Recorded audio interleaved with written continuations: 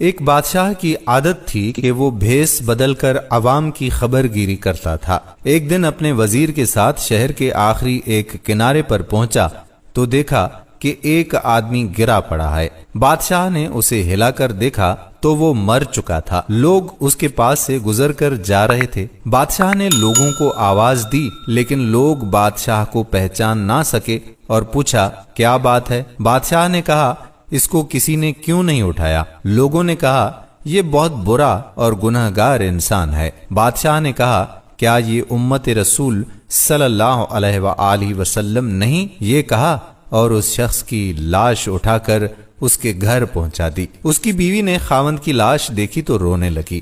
بادشاہ اور اس کا وزیر وہیں عورت کا رونا سنتے رہے۔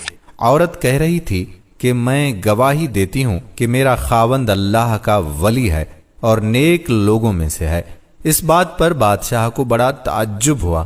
کہنے لگا یہ کیسے ہو سکتا ہے کہ لوگ تو اس کی برائی کر رہے تھے اور اس کی میت کو ہاتھ تک لگانے کو بھی تیار نہ تھے۔ اس کی بیوی نے کہا کہ مجھے بھی لوگوں سے یہی توقع تھی۔ دراصل حقیقت یہ ہے کہ میرا خاوند ہر روز شراب خانے جا کر شراب خریدتا اور گھر لا کر گڑھے میں بہا دیتا اور کہتا کہ چلو کچھ تو گناہوں کا بوجھ مسلمانوں سے ہلکا ہوا۔ اسی طرح رات کو ایک بری عورت کے پاس جاتا اور اس کو ایک رات کی اجرت دے دیتا اور کہتا کہ اپنا دروازہ بند کر لے، کوئی تیرے پاس نہ آئے۔ گھر آ کر کہتا الحمدللہ آج اس عورت کا اور نوجوان مسلمانوں کے گناہوں کا میں نے کچھ بوجھ ہلکا کر دیا۔ لوگ اس کو ان جگہوں پر آتا جاتا دیکھتے تھے۔ میں خاوند سے کہتی تھی کہ یاد رکھو جس دن تم مر گئے تو لوگ تمہیں نہ غسل دیں گے، نہ تمہاری نماز جنازہ پڑھائیں گے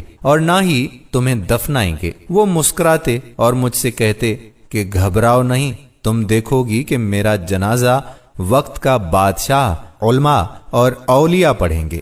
یہ سن کر بادشاہ رو پڑا اور کہنے لگا میں بادشاہ ہوں، کل ہم اس کو غسل دیں گے، ہم اس کی نماز جنازہ بھی پڑھائیں گے اور اس کی تدفین ہم کروائیں گے۔ چنانچہ اس کا جنازہ بادشاہ، علماء اور اولیاء اور کثیر عوام نے پڑھا۔ آج ہم بظاہر کچھ دیکھ کر یا محض دوسروں سے کچھ سن کر اہم فیصلے کر بیٹھتے ہیں۔ اگر ہم دوسروں کے دلوں کے بھید جان جائیں تو ہماری زبانیں گونگی ہو جائیں گی۔